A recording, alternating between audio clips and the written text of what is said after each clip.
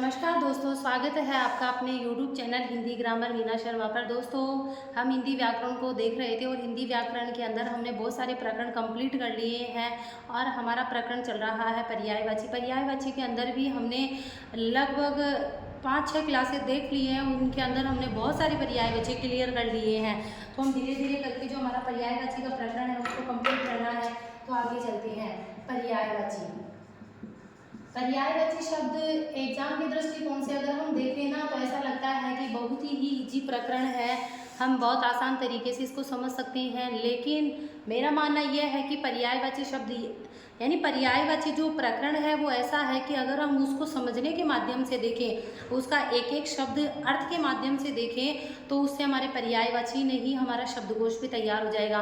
और जब हमारा शब्दकोश तैयार हो जाएगा तो जो ग्रामर के और बाकी जो प्रकरण बचे हुए हैं, संधि है, समास है और सभी हैं, वो यहीं से हमारे मजबूत हो जाएंगे। तो हमने संज्ञा, सर्वनाम, विशेषण और क्रिया के बाद में जो सबसे पहले प्रकरण उठाया है वो पर्यायवाची ही उठाया है। यहाँ से हमारा शब्दकोश तैयार हो जाएगा। उसके बाद में हम जो भी ग्रामर के और प्रकरण है वो देखेंगे। तो हम पर्यायवाची पे चल रहे हैं। आज हमारा जो पर्यायवाची रहेगा उसमें सबसे पहले हम देखते हैं वर्षा। वर्षा पर्यायवाची के रूप में हम देखें तो देखो, वर्षा को हम सीधी सीधी बात करते हैं तो बरखा, इसका जो सीधा सीधा नाम है हम जानते हैं। बैर है, सात है, इसको हम देखते हैं। पावस सीधा सीधा नाम है, हम देखते हैं। और चौमासा भी इसको हमें देखते हैं। अब आप कहेंगे कि मैम चौमासा ही क्यों कहते हैं? कहते हैं जैसे हमने रात्रि के पर्यायवाची के अंदर हमने यामा देखा था। यामा का मतलब याम, याम यानी प्रहर। प्रहर की हम बात करते हैं, यानी कि 3 प्रहर समाप्त होने के बाद में जो चौथा प्रहर आता है, यानी उसको कह दिया हमने क्या, यामा। इसी प्रकार कहते हैं कि 3 मास कंप्लीट होने के बाद में जो चौथा मास आता है उसी के नाम से क्या बना है, हमारा चौमासा बना है। तो हमने बरखा देख लिया, बरसात देख लिया, पावस देख लिया, बारिश देख लिया, चौमासा देख लिया। और हम कह सकते हैं एक शब्द और चलता है, वो चलता है वर्षण। वर्षण हमारा चलता है बरसात के रूप में, हम वर्षण शब्द को भी देखते हैं। और अगर हम देखें तो एक शब्द और मिलता है, दुर्दिन।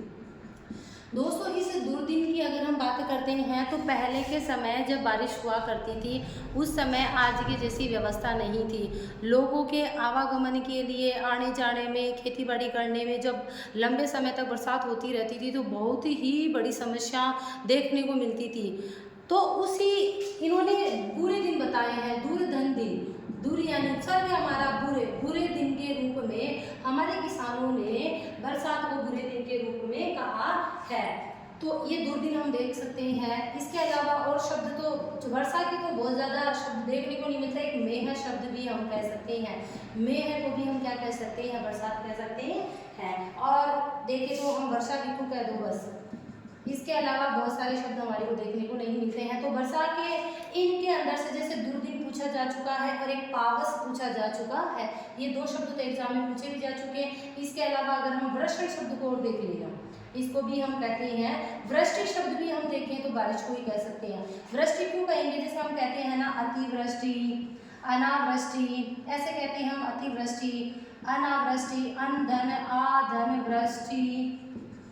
देखो, दो तो हमने उपसर्ग देख लिए। अति यानी बहुत ज्यादा बारिश होना भी हमारे लिए क्या है, नुकसानदायक है। अन यानी नहीं होना भी हमारे लिए क्या है, बुरी बात है। तो हमारे मानसून को ये तो कहते हैं, हमारे मानसून क्या है, कभी अति कर देता है, कभी अनावृष्टि कर देता है। तो ये वृष्टि जो हमारा मूल शब्द है, इसका मतलब क्या होता है, बरसात। तो वृष्टि शब्द को भी देख लेना, ये भी बरसात के रूप में चलता है। तो फटाफट से एक बार इसका स्क्रीनशॉट ले लीजिए ताकि हम आगे बढ़ सकें। तो दोस्तों, हमने वर्षा के जो पर्यायवाची हैं उनको बहुत ही आसान तरीके से हमने देखा है। वृष्टि शब्द को बहुत अच्छे से देख लेना, वर्षण को देख लेना और एक दुर्दिन को देख लेना। बाकी तो हम हमारे रोजमर्रा के अंदर इन शब्दों को काम में लेते हैं। बारिश के साथ साथ अगर हम देखते हैं तो जैसे बारिश होएगी तो क्या होगी, तालाब में पानी भर जाएगा। तो इसके साथ साथ हम बारिश के साथ साथ तालाब के पर्यायवाची भी देख लेते हैं। तालाब के पर्यायवाची की अगर हम बात करते हैं तो हमने कर्मण के पर्यायवाची देखे हैं और कमन के पर्यायवाची के अंदर हमने लगभग बहुत सारे शब्द तालाब के भी देखे थे। तो हम कह सकते हैं, जैसे हमने कहा था सरसी रूह है, रूह का मतलब जन्म लेना, सरसी का मतलब तालाब में। तो हमने किसकी बात की थी? कमल की। तो उस समय मैंने बताया था कि ये तालाब है, रूह का मतलब हम कह सकते हैं क्या? जन्म लेना। तो सरसी हमारा क्या हो गया? यानी सबसे पहले तो हम बात करें तो सर हो जाएगा, दूसरे की बात करें तो सरसी हो जाएगा, और इसी से एक शब्द बनता है, वो क्या है? हमारा सरोवर। हम ऐसे भी तो कह सकते हैं, पद्माकर भी तो कह सकते हैं। पद्माकर क्यों कह सकते हैं? पद्म का मतलब होता है हमारा कमल, और आकर का मतलब होता है खजाना। कहते हैं कि पद्म यानी कमलों का जो खजाना मिलता है वो कहाँ पर मिलता है? तालाब में। मुख्य रूप से अगर हम बात करते तो देखो, कमल तो होते क्या? पंकज, यानी कीचड़ में जन्म लेने वाले होते हैं। लेकिन अगर हम देखते हैं तो नदियों में, क्योंकि नदियों में क्या पानी क्या होता रहता है? बहता रहता है। समुद्र में भी लहरें उड़ती रहती है, पानी बहता रहता है। लेकिन हम देखें कि कोई ऐसा पोखर भी हम तालाब के पर्यायवाची में देख सकते हैं, पोखर भी हम देख सकते हैं। तो कमल विशेष रूप से कहाँ पर उगते हैं? जहाँ पर पानी स्थिर रहता है, बहता नहीं है। इसीलिए हमने कह दिया कि जो कमल है उनका जो खजाना है वो हमें कहाँ पर देखने को मिलता है? तालाब में देखने को मिलता है। इसीलिए हम इनको क्या कहते हैं? पद्माकर। हमने पोखर भी देखा है, तड़ाग भी हम कह सकते हैं। तड़ाग भी हमारे किसको कहते हैं? हमारे तालाब को कहते हैं। सर कह दिए। जलाशय भी तो कह सकते हैं। जलाशय, जल धन आशय, आशय का मतलब होता है स्थान, जल का जहाँ पर स्थान हो। ये जल का स्थान नदियों में भी होता है, समुद्र में भी होता है, लेकिन रूढ़ किसके लिए हो चुका है? हमारे तालाब के लिए। जैसे दोस्तों अभी मैं शब्द बोलूँ चारपाई। अब चारपाई का नाम लेते ही आपके दिमाग में आएगा खाट, जबकि चारपाई तो टेबल कुर्सी सभी की होती है। तो इसी प्रकार कोई कोई चीज़ जो रूढ़ होती है वो हमारे लिए किसके लिए? जलाशय शब्द को ढंग से ध्यान में देख रहे हैं, क्योंकि जलाशय हमारे लिए किसके? हमारे तालाब के लिए रूढ़ हो चुका है। सरसी हमने देख लिया, सरोवर हमने देख लिया, शहर देख लिया, पोखर देख लिया, पद्माकर का खजाना देख लिया, तड़ाग देख लिया, और अगर हम बात करें तो तड़ाग देख लिया, और बहुत सारे शब्द देख लो। एक शब्द और कासार शब्द देख लो। कासार की अगर हम बात करते हैं तो कासार शब्द अगर मुख्य रूप से देखें ना तो ये क्या होती है? घास होती है। घास का मतलब है कि जब पानी एक जगह स्थिर रहता है, बहता नहीं है, बहता नहीं है, पानी एक ही जगह, यानी तालाब में क्या होता है? पानी एक ही जगह स्थिर रहता है, वही बावड़ी वाली बातें। तो जब उसमें एक ही जगह रहेगा तो पानी बहेगा, नीचे से नदियों में पानी बहता रहता है, तो उस जगह क्या होगा? काई जिसको हम बोलते हैं, तो काई उग जाती है, यानी काई आ जाती है, उसी काई को कहते हैं कासार। यानी कासार कहाँ पर उगती है? मुख्य रूप से कहाँ पर? तालाब में। इसीलिए इस घास के नाम पर ही इसका नाम पड़ गया क्या? कासार। तो इस शब्द को तो बड़ा ही महत्वपूर्ण करके याद रखना कि इसे जो कासार कहते हैं वो कासार कहते हैं किसको? तालाब को। कासार एक घास के रूप में हमने देख लिया है। इसके अलावा हम बात करते हैं पोखर, तड़ाग हमने देख लिया है, पद्माकर हमने देख लिया है, और छोटी मोटी तलाइयाँ और देख लो।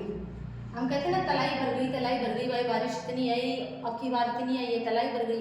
अब की बार अनावृष्टि हुई है, कम बारिश आई है, तो हमारी तलैया नहीं भरी है। तो ये सारे के सारे हमारे क्या हैं? तालाब के पर्यायवाची हैं, जो बहुत हार्ड नहीं है। हमें मुख्य रूप से जो देखना है वो कासार देखना है।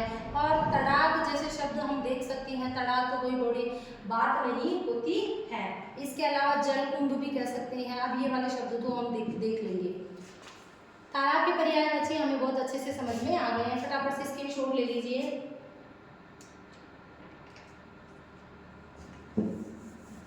तालाब के साथ साथ हमने सबसे पहले किसका देखा? बारिश। बारिश क्या करती है? पानी बरसाती है। तो पानी, बारिश का देखने के बाद में पानी कहाँ पर आया? तालाबों में आ गया। अब तालाबों के बाद में पानी कहाँ जाएगा? नदी में जाएगा। तो हम हाथों हाथ ही नदी के पर्यायवाची भी देख सकते हैं। देखो नदी के पर्यायवाची की अगर हम बात करते हैं तो आपको पता है कि तरंगिणी, नदियों में क्या होती है? लहरें उठती हैं। उन्हीं लहरों के उठने के कारण इसको क्या कहते हैं? तरंगिणी भी कह सकते हैं, वो तरंगिणी भी कह सकते हैं। सरिता हम जानते ही हैं कि नदी को कहते ही हैं। सरिता किसको कहते हैं? हम नदी को कहते ही हैं। तरंग उठने के कारण इसको क्या कह दिया हमने? तरंगिणी कह दिया, तरंगिणी कह दिया, सरिता कह दिया। लहरें उठती है तो लहरी भी इसको कह दो, और तरंगिणी तरंगवती भी कह सकते हैं। तो ये सारे के सारे एक सिर्फ लहर के माध्यम से हमने लहरी देख लिया, तरंगवती देख लिया, तरंगिणी देख लिया, और तरंगिणी भी देख लिया। इसके अलावा एक शब्द चलता है निम्नगा। निम्न का मतलब हम देखते हैं तो हमें पता ही है कि निम्न का मतलब होता है नीचे। गा का मतलब होता है गमन करना, यानी जो नदियाँ होती है वो हमारे हमेशा नीचे की तरफ गमन करती है। तो हम अपगा भी तो कह सकते हैं, अप का मतलब तो बुरा यानी नीचे, गा यानी गमन करना। तो अप यानी हम बुरे के अर्थ में लेते हैं, और बुरा यानी जो नीचे, यानी जो नीच हो, जो नीचा हो। तो अपगा को भी ढंग से याद रख लेना, अप यानी नीचे की तरफ गमन करने वाली, निम्न का मतलब भी क्या हो जाएगी, हमारे नीचे की तरफ गमन करने वाली। तो हम इसको अपगा भी कह सकते हैं। और इसके अलावा अपगा कह दो, आपगा भी देख लो, आपका शब्द भी चलता है। एक हम कहते हैं इसको द्वीपवती, द्वीपवती भी कहते हैं, क्योंकि चारों तरफ क्या होती है, धरती धरती होती है और बीच में ये नदी है। तो इसको हमने क्या कह दिया, द्वीप। द्वीप में क्या होता है, चारों तरफ पानी होता है, बीच के अंदर क्या होता है, मिट्टी से जो निर्मित भूभाग होता है उसको द्वीप कहते हैं। और यहाँ पर भी क्या है, चारों तरफ तो क्या है धरती और बीच में ये क्या है, नदी है। तो इसलिए हमने इसको क्या कह दिया, द्वीपवती भी कह दिया है। और अगर हम कहें तो जलमाला भी कह सकते हैं। जलमाला यानी जल की माला है जो लहरों के रूप में साथ लेती हुई चलती है, इसलिए हमने क्या कह दिया, सेवालिनी भी कह सकते हैं, सेवालिनी भी कह सकते हैं। अगर सेवालिनी कह सकते हैं तो शैलजा भी कह सकते हैं। देखो शैलजा हम पार्वती को भी कहते हैं, शैल यानी पर्वत, पर्वत की पुत्री पार्वती को कहा जाता है। उसी प्रकार सेवालिनी भी हमारा किससे बना है, शैल से ही बना है। सेवाल यानी वही पत्थरों की बातें होती हैं। तो हम क्या करते हैं, कहते हैं कि जो नदियाँ हैं, सारी नदियों का जो उद्गम स्रोत है वो लगभग पर्वतों से माना जाता है। तो शैलजा का मुख्य रूप से याद रखना कि शैलजा हमारी क्या है, पार्वती का पर्यायवाची भी है और हमारी नदी का पर्यायवाची भी है। इसके अलावा और देखें तो हम निर्झरणी भी कह सकते हैं। निर्झरणी क्यों कहेंगे, क्योंकि वही है कि जब नदियाँ जब बहती है, चलती है, तो झरने के रूप में पानी नीचे की तरफ गिरता है। तो इसी तरीके से हम क्या कह सकते हैं, इसको निर्झरणी भी कह सकते हैं। और शब्द सिंधुगामिनी भी कह सकते हैं। सिंधु यानी हमारा जो सागर है, समुद्र है, गामिनी यानी गमन करने वाली। सारी की सारी नदियाँ अंतिम जो उसका छोर होता है वो क्या होता है, समुद्र में जाके मिल जाती है। तो इसीलिए उसको क्या कहते हैं, नदीश्वर भी कहते हैं। इसीलिए तो कहते हैं क्योंकि सारी की सारी नदीश्वर, इसीलिए तो कहा कि जो सारी की सारी नदियाँ हैं वो किस में, समुद्र में जाकर मिल जाती है, इसलिए हमने इसको क्या कह दिया, नदीश्वरी भी कह दिया है। तो दोस्तों हमने नदी के पर्यायवाची देखे। नदी के पर्यायवाची को हमने बहुत ही अच्छे तरीके से देखा है, सारे शब्दों को हमने देख लिया। निर्झरिणी क्यों कहते हैं, एक कुलवंती भी कह सकते हैं, कुलकंसा भी कहते हैं, कुलकंसा भी कहते हैं। क्यों कहते हैं, कहते हैं कि इसके जो ये है क्या करती है, दो किनारों पर, कोई तो कहते हैं कि किनारों पर ठंड रहने के कारण कहते हैं, लोक कथाएं हैं ऐसी बातें इसके रूप में चलती हैं कि जो इसके किनारे हैं दोनों, इनके ऊपर क्या रहती है, ठंड रहती है।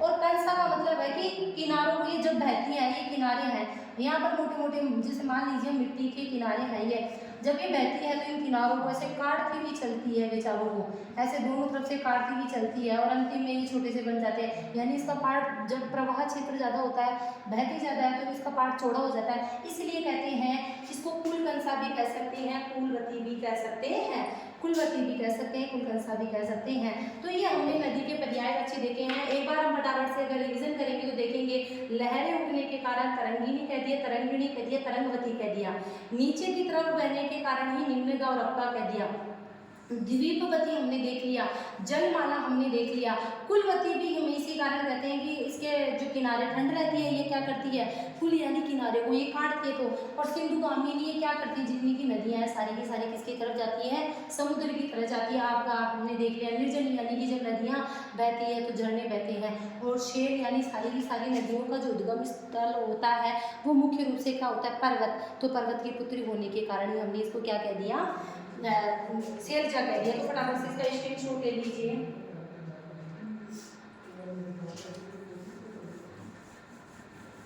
दोस्तों अगर हम शब्दों के माध्यम से पर्यायवाची को देखेंगे, पयस्विनी शब्द भी देख सकते हैं, पयस्विनी शब्द भी नदियों के लिए चलता है। दोस्तों पयस्विनी शब्द हम देखें तो गाय के लिए भी चलता है।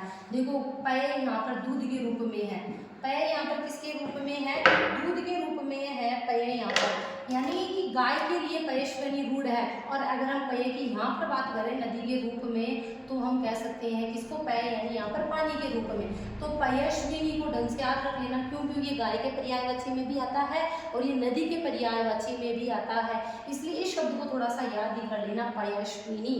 पयस्विनी क्या होती है, हमारी नदी ही होती है। अब हमने वर्षा का देख लिया, वर्षा के बाद में तालाबों में पानी भर गया, तो तालाबों को देख लिया। तालाब जब पूरे भर गए, जो छोर था चारों तरफ से कोने भर गए, तो फिर हमने किसको देखा, हमने नदी को देख लिया। अब नदियों में हमारी जो नदीश्वरी है, हम गंगा को देख लेते हैं। दोस्तों, गंगा नदी को सभी को पता है कि राजा भागीरथ थे, वो अपने पूर्वजों का उद्धार करने के लिए गंगा नदी उसने तपस्या की और मतलब बड़ी मेहनत की और विष्णु जी के पास गए और उन्होंने कहा कि आप मेरे 84 लाख ऐसे कहते लोग कथाएं हैं कि उनका उद्धार करना है, तो गंगा नदी को मैं क्या चाहता हूँ, पृथ्वी पर लेके जाना चाहता हूँ। तो राजा भागीरथ के प्रयासों से गंगा नदी को पृथ्वी पर लाने के लिए विष्णु जी ने कह दिया, लेकिन विष्णु जी ने कहा कि आप ले तो जाएंगे, लेकिन इसका प्रवाह इतना तेज है, जो वेग है इतना तेज है कि धरती इसके प्रवाह को क्या नहीं कर सकेगी, सह नहीं कर सकेगी और फट जाएगी। तो आप जाइए, आप भोलेनाथ के पास जाइए। आशुतोष है, आशु यानी शीघ्रतोष यानी प्रसन्न होने वाला, वो फटाफट से प्रसन्न हो जाएंगे, आपकी बात मान लेंगे। तो विष्णु के पैरों में से तो ये निकली, इसलिए विष्णुपदी कहलाई। विष्णु के पैरों में से निकलने के कारण ये विष्णुपदी कहलाई। फिर राजा भागीरथ इसको लेके आए थे, भगीरथ, इसीलिए उनके नाम से ये क्या कहलाई, भागीरथी कहलाई। भगीरथी भी चलता है, भागीरथी भी चलता है। उसके अलावा विष्णुपद फिर भोलेनाथ के पास गए राजा भागीरथ, वहाँ पर जाकर कहा तो भाई भोलेनाथ प्रसन्न हो गए, उन्होंने कह दिया कि ठीक है। तो उन्होंने अपने जटा थी उसके अंदर क्या कर लिया, इसके वेग को धारण कर लिया। तो हम जटा संकरी तो कह सकते हैं, जटा संकरी यानी जटाओं के अंदर से ये जटाओं में धारण कर लिया। अब लोक कथाएं अलग अलग है। ये उसके बाद विष्णु के पैरों से निकली, शिव जी के जटाओं में आ गई, लेकिन उसके बाद भी इसका प्रवाह है वो बहुत ही तीव्र था। तो कहते हैं कि धरती पर एक जहनु नाम का एक ऋषि था, जहनु नाम का एक ऋषि था, जहन नाम का एक ऋषि था। उस ऋषि ने अपने कमंडल के अंदर क्या कर लिया, इसको मतलब उसके वेग को ले लिया और उस कमंडल में से धरती पर इसको बहाया। तो कहते एक तो लोक कथा इस तरह से है और एक लोक कथा इस तरह से है कि जैनु ऋषि उस समय जब गंगा है पृथ्वी पर आई थी तो उस समय ये तपस्या कर रहे थे और जब ये इसका वेग इतना था और जब ये आई और ये इसने क्या किया, चारों तरफ पानी पानी फैल गया तो इसकी तपस्या भंग हो गई और भंग होने के बाद में इसने क्या कर लिया कि गंगा को बहने से रोक लिया अपनी तपस्या के बल पर। तब लोगों ने कहा कि ऐसी ऐसी बात है, राजा भागीरथ लेके आए हैं, हमारी धरती का उद्धार होगा। तब लोगों ने समझाया, जब जैनु ऋषि ने कहा चलो ठीक है, फिर उन्होंने अपनी पुत्री के रूप में गंगा नदी को स्वीकार कर लिया। तो दोनों बातें चलती हैं कि कमंडल में भी ले लिया और बेटी के रूप में। तो हम कह सकते हैं कि राजा जैनु के आगे अगर हम बेटी के पर्यायवाची लगा दें, बेटी पुत्री तनैया की अगर हम बात करें पर्यायवाची लगाते हैं तो सारे के सारे हमारे गंगा के पर्यायवाची बन सकते हैं या नहीं, बताइए। देखिए आप लोग बन सकते हैं क्यों और नहीं। हमारे जो जहनु थे तो हम कह सकते हैं जहनु सुता भी कह सकते हैं और आप जाह्नवी तो जानते ही हैं, जाह्नवी जो कपूर है वही जाह्नवी इसी गंगा के जहनु की जाह्नवी कहलाए। जैसे हम कहते हैं पांचाल प्रदेश के राजा थे, इसी कारण पांचाली कहलाई हमारी कौन, द्रौपदी। मिथिला की मैथिली कहलाई, इसीलिए हमने कहा सीता कहलाई। तो वही है, इसीलिए ये क्या कहलाई, जाह्नवी कहलाई। जहनु सुता कह सकते हैं और अगर हम बात करें हैं तो जहन नंदिनी भी कह सकते हैं, जहन आ तय मैं जा भी कह सकते हैं, जहन तय न या भी कह सकते हैं। तो हम कह सकते हैं कि ये जहन जो हमारे राजा थे उसकी पुत्री होने के कारण ये क्या ऐसे कहते हैं। दो मैंने अलग अलग लोक कथाएं आपको बता दी।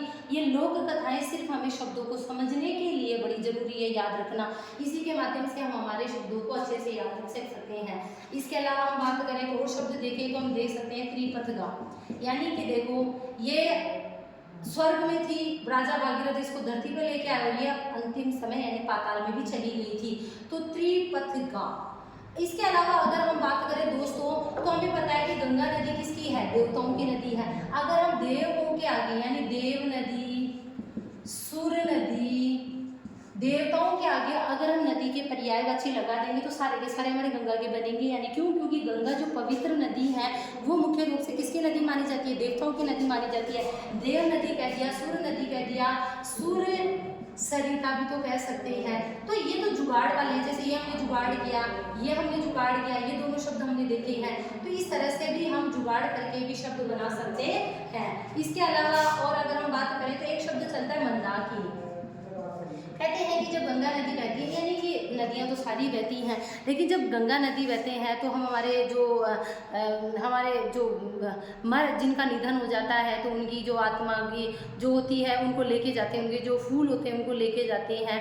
उनको कहाँ बहाने जाते हैं? हम गंगा में बहाने जाते हैं। तो हमें एक अच्छी, एक सकारात्मकता, एक हमें पॉजिटिविटी मिलती है कि हाँ भाई जी ये मंदाकिनी, यानी कि देखो तो सही कितनी मंद मंद बह रही है। इसके अंदर जितने भी लोगों का मृत्यु हो गई, निधन हो गए, तो उनकी जो फूल हम लेके जाते हैं तो उनके अंदर अंत्येष्टि करके हम लेके जाते हैं, तो कि बोला कि मंद धारा के अंदर। तो मंदाकिनी की अगर हम बात करें तो मंद धारा के रूप में बहने के कारण ये हमारी क्या कहलाई? मंदाकिनी कहलागी। और मंदाकिनी के अलावा अगर हम बात करते हैं तो एक अलकनंदा नाम भी इनका चलता है। अलकनंदा नाम भी इनका चलता है। तो हमने देखा विष्णुपति, जटाशंकरी देखा, और मंदाकिनी देख लिया, जैनु ऋषि, त्रिपतका, देव नदी, ये हमने देख लिया है। और इसके अलावा अगर हम बात करें तो और कोई शब्द देख, एक नदीश्वरी शब्द और देख लो। नदीश्वरी क्यों? क्योंकि जितनी भी नदियां हैं उनकी भगवान किसको कहा जाता है? हमारी गंगा को कहा जाता है। इसीलिए हम क्या कह सकते हैं? नदीश्वरी भी कह सकते हैं। अमर तरंगिणी भी तो कह सकते हैं। अमर तरंगिणी, अमर अगर हम बात करें, अजर, अमर हमारे किसके? देवताओं के पर्यायवाची हैं, और तरंगिणी हमारी नदियों के पर्यायवाची हैं। तो अमर तरंगिणी के माध्यम से भी हमारा जो गंगा है उसका पर्यायवाची हो सकता है। और इसके अलावा विष्णुपति कह सकते हैं, तो हम देवपगा भी तो कह सकते हैं कि देवता के पैरों से जो नदी निकली है वो हमारी क्या है? देवपगा है। इसके अलावा और कोई शब्द देखने को नहीं मिलता। राजा भागीरथ विष्णु के पैरों से, शंकर ने अपने जहनु ऋषि देख लिया, तीनों लोकों पर बहती है। देव नदी देख लिया, सूर्य नदी देख लिया, ये बेटी के पर्यायवाची, ये मंदाकिनी लगा दिया, ये नदी, स्वर्ग नदी भी तो कह सकते हैं क्योंकि ये स्वर्ग में बहने वाली नदी है। स्वर्ग के जितने भी पर्यायवाची हैं उनके आगे अगर हम नदी जोड़ देंगे तो सारे के सारे हमारे गंगा के बन जाएंगे। तो दोस्तों कितने शब्द देखो तो सही, हमारे लगभग कितना शब्दकोश तैयार हो गया।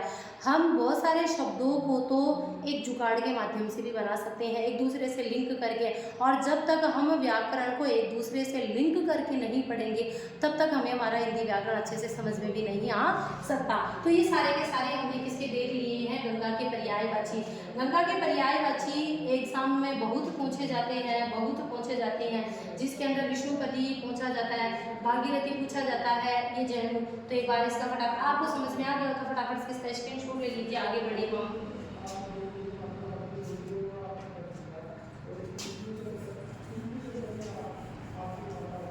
इसके अलावा जैसे अब मैं कहूँ एक नव गंगा भी तो कह सकते हैं। नभ यानी वही आकाश में बहने वाली गंगा है, जो नव गंगा। ऐसे भी हम जुगाड़ करके देख सकते हैं, बहुत सारे शब्द होते हैं। गंगा देख लिया, अब गंगा के बाद में हम क्या करते हैं? एक गंगा के साथ साथ हमारी यमुना नदी है, वो भी बहुत ऊंची जाती है, तो यमुना के पर्यायवाची भी हम याद देख लेते हैं। देखो यमुना की अगर हम बात करते हैं तो यमुना को किसका पुत्र, यानी ये किसकी पुत्री मानी जाती है? सूर्य की पुत्री मानी जाती है। तो मैं ऐसे भी तो कह सकती हूँ कि सूर्य के पर्यायवाची के आगे अगर हम पुत्री के पर्यायवाची लगा दें तो सारे के सारे हमारे किसके बन जाएंगे? यमुना के बन जाएंगे। सीधी सीधी बात है। तो हम किसकी बात करें? जैसे मैं कहूँ तो मैं कह दूँ सूर्य तनया, सूर्य सुता। अगर मैं बात करूं सूर्य नंदनी, तो अर्कजा भी तो कह सकती हूँ। अर्क यानी सूर्य जा यानी जन्म लेने वाली, तो अर्कजा भी तो कह सकती हूँ। सूर्य की पुत्री है कौन? यमुना। तो हम कह सकते हैं यमराज हैं, इसके भाई थे, तो यम सहोदरा भी तो कह सकते हैं, यम सहोदरा सह। देखो मैंने कहा ना कि अगर हम पर्यायवाची पढ़ें, जब पर्यायवाची देखेंगे तो उससे हमारा कभी भी ग्रामर अच्छे से क्लियर। सहोदरा शब्द देखा हमने, सह धन उदर, यानी हमें पता चल गया उ ए उ ओ यानी गुण स्वर संधि, सह यानी एक ही उदर से उत्पन्न संतान, अन्योदर अन्य से उदर से, सहोदर सह यानी एक ही उदर की जो संतान होती है वो आपस में क्या कहलाती है, भाई बहन कहलाते हैं। तो यम सहोदरा भी हम इसको कह सकते हैं, यम सहोदरा हमने कह दिया। इसके अलावा अगर हम बात करें तो इसका एक नाम जो चलता है वो चलता है कालिंदी, कृष्णा भी कहते हैं, कालिंदी भी कहते हैं। दोस्तों अगर हम कालिंदी और कृष्णा की बात करें तो कहते हैं कि यमुना का पानी क्या है, काला है। अगर हम यमुना के पानी की अगर हम बात करें काला, तो काला वाला पानी कभी होता ही नहीं है। होता क्या है कि जो यमुना नदी है वो बिल्कुल धीरे धीरे धीरे धीरे धीरे बहती है। अब जब धीरे धीरे बहती है तो उसके नीचे हमने देखा था अभी क्या, काई जम जाती है। अब उस काई के कारण जो पानी है वो देखने पे कैसा दिखाई देता है, काला। जबकि कोई काली काली नदी नहीं होती है, काली नदी कहते हैं यमुना काली है, काली नहीं है। बस यही है इसका रीजन कि पानी क्या होता है, धीरे धीरे बहता है, इसके कारण ये क्या कहलाती है, काल गंगा भी तो कह सकते हैं। काल गंगा क्यों कहेंगे, क्योंकि ये हमारी क्या है, यम की बहन है, इसी कारण काल कौन है, यमराज, मृत्यु को प्राप्त कराने वाला, तो काल गंगा भी इसको हम कह सकते हैं। और बहुत सारे शब्द हमने देख लिए हैं, यम सहोदरा देख लिया, तो यम भगिनी भी देख लो, यम भगिनी, भगिनी यानी बहन, बहन के पर्यायवाची अगर हम किसके आगे लगा देंगे, यम के आगे लगा देंगे तो हमारे सारे के सारे किसके बन जाएंगे, यमुना के पर्यायवाची बन जाएंगे। तो दोस्तों यमुना के पर्यायवाची बहुत ज़्यादा नहीं है, तो कालिंदी शब्द को याद रखना है। और इतना तो हमें याद ही हो गया कि इसकी बहन का यानी इसके भाई का नाम क्या था, हमारे मृत्यु देवता यम थे, तो यम के आगे बहन के पर्यायवाची लगा देंगे तो सारे के सारे हमारे यमुना के बन जाएंगे। सूर्य की पुत्री होने के कारण सुमित्रानंदिनी अर्कजा, ये हमारी काल गंगा शब्द को भी हम देख लेते हैं। काल गंगा हमने देख लिया है। ये दोस्तों हमने यमुना के पर्याय, रवि कन्हैया भी कर सकते हैं। अब वही बात हो गई वो जुगाड़ वाली कि जब हमें सूर्य के पर्यायवाची के आगे अगर बेटी के पर्यायवाची लगा देंगे तो सारे के सारे किसके बन जाएंगे, हमारे यमुना के। रवि नंदनी, रवि हमारा क्या है, सूर्य है, और नंदनी क्या है, बेटी है, तो रवि नंदनी हो सकती है। इसके अलावा रवि के आगे लगा के हम देख सकते हैं। देखो समय खराब नहीं करेंगे, मैंने जो मेन चीज़ थी वो बता दी है कि जो हमारी यमुना यानी किसकी, सूर्य की पुत्री है, तो सूर्य के आगे हमें बेटी के पर्यायवाची लगा देने हैं, सारे के सारे बन जाएंगे। यम इनके भाई थे तो आगे बहन के पर्यायवाची लगा दो, सारे के सारे इसके बन जाएंगे।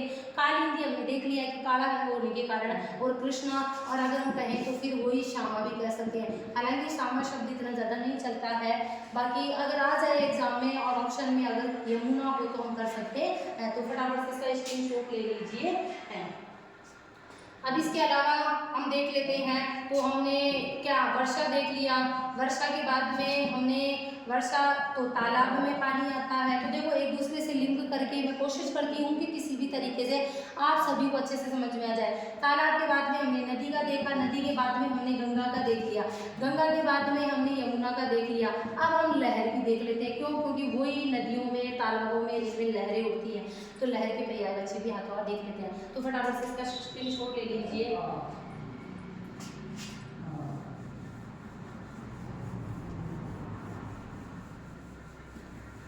लहर के पर्यायवाची देखते हैं। लहर के पर्यायवाची की अगर हम बात करें तो एक शब्द तो हमारे दिमाग में चलता ही है, हिलोर। कहते हैं ना, उर्मी भी कहते हैं, देखो कहते हैं ना क्या, हम हिलोरे उठ रही है, तो लहर के पर्यायवाची में हिलोर देख सकते हैं, उर्मी देख सकते हैं। और एक वीची शब्द बहुत बार एग्जाम में पूछा जाता है, इसको भाई ड्रग से याद कर लेना। अब वीची कहते हैं, अब बहुत सारे देखो, जहाँ तक मेरी कोशिश होती है आपको 99% शब्दों के अर्थ निकाल कर पर्यायवाची याद करवाने की कोशिश करती हूँ, लेकिन कई कई शब्द ऐसे होते हैं जिनका कुछ जुगाड़ ही नहीं बन पाता है, वो सिर्फ रूढ़ से होते हैं। एक तरह से रूढ़ शब्दों को हमें क्या करना पड़ता है, थोड़ा याद ही। तो इस बीची शब्द को थोड़ा सा याद कर लो। लहर से लहरी शब्द बन गया, ये कोई खास नहीं है। और क्या बोले, बस इतने ज़्यादा शब्द नहीं है, बस बीची शब्द को थोड़ा सा, एक उर्मी को याद कर लेना, और ज़्यादा शब्द नहीं पढ़ते हैं। इसके अलावा लहरों की अगर हम बात करते हैं, मौज शब्द भी लहर के लिए चलता है। जब लहर उठती है तो बड़ा अच्छा लगता है। जैसे हम वाटर पार्क जाते हैं तो वाटर पार्क के अंदर जब वो वेव उठती है, वो लहरें उठती हैं तो कितना अच्छा लगता है, बस पता ही नहीं रहता, पेड़ नहीं रुकते हैं। तो मतलब क्या है कि वो उसके अंदर हम क्या करते हैं, एक तरह से मौज करने के लिए जाते हैं वेव के अंदर। तो वो वाली चीज़ ये है कि लहरों के रूप में हम क्या सकते हैं, इसको भी ले सकते हैं। इसके अलावा किलोल भी देख लो, किलोल वही होती है कि किलोल करने के कारण किलोल भी होती है। तो लहर के पर्यायवाची है कुछ भी नहीं, गिनती के से लगभग ज़्यादा देखने को नहीं मिलेंगे, बस इतने ही हैं। और मैं हमेशा कहती रहती हूँ आपके कि मेरे पे विश्वास करके देखो, इनसे बात कुछ नहीं मिलने वाला, यही आएंगे, यहीं से आते हैं एग्जाम के अंदर। मैंने बहुत सारे शब्द जो एग्जाम में पूछे जाते हैं और लगभग जो शब्द इनके बनते हैं पर्यायवाची, वो सारे शब्द लेके आती हूँ। और इनके अलावा लगभग इनमें एक द्वितीय शब्द को और एक उर्मी शब्द को अच्छे से याद कर लेना चाहिए। उल्लोल भी शब्द चलता है, वैसे मुख्य रूप से किताबों में ये किल्लोल मिलता है। बाकी अगर हम शब्द की बात करें तो उल्लोल शब्द ज़्यादा बढ़िया, क्योंकि उल्लोल से किल्लोल भी देख लेना, कई किताबों में मैंने देखा है। अब आप कहेंगे कमेंट करके कि मैम किल्लोल भी होता है, बाकी मुख्य रूप से अगर हम बात करते हैं तो उल्लोल ही होता है। तो एक उल्लोल शब्द को और एक वीची शब्द, थोड़ी मात्रा का भी ध्यान रख लेना, एक उर्मी, बाकी ही लोर, लहरी, मौज, ये शब्द तो हमें वैसे भी याद हो जाएंगे।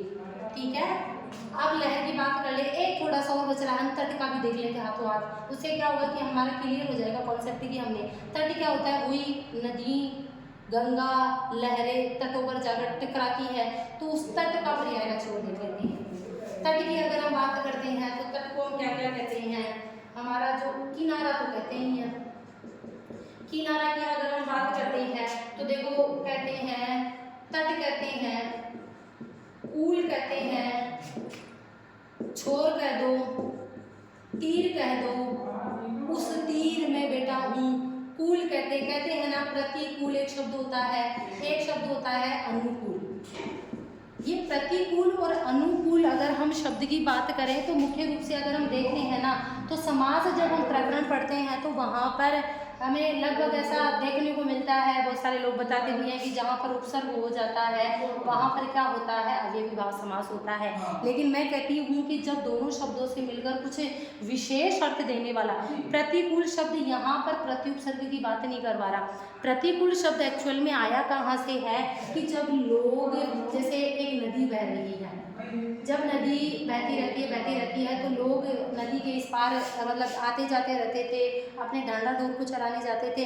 तो जब नदी का बहाव बहुत तीव्र होता था, तेज वेग होता था, तो इनके लिए जो ये लोग यहाँ पर रहते थे, इनके लिए आना क्या होता था, इस ओर आना मुश्किल होता था। तो कूल का मतलब है किनारा, प्रति यानी उसके विपरीत जाना मुश्किल हो जाता। तो अगर हम मुख्य रूप से देखें तो ये शब्द वहाँ से उठ के आया है। अगर हम यानी हमारे पक्ष में जो चीज़ नहीं होती वो हमारे लिए क्या है, प्रतिकूल है, और जो हमारे पक्ष में होती है वो स्थिति हमारे लिए क्या है, अनुकूल है। तो इसकी अगर हम बात करें तो इसमें कोई अव्ययी भाव समास नहीं है, इसमें हमारा बहुवीर्य समास बन जाएगा। तो ये हमारा कूल वहाँ से शब्द उठकर आया है। इसके अलावा एक शब्द देखते हैं, उस कगार।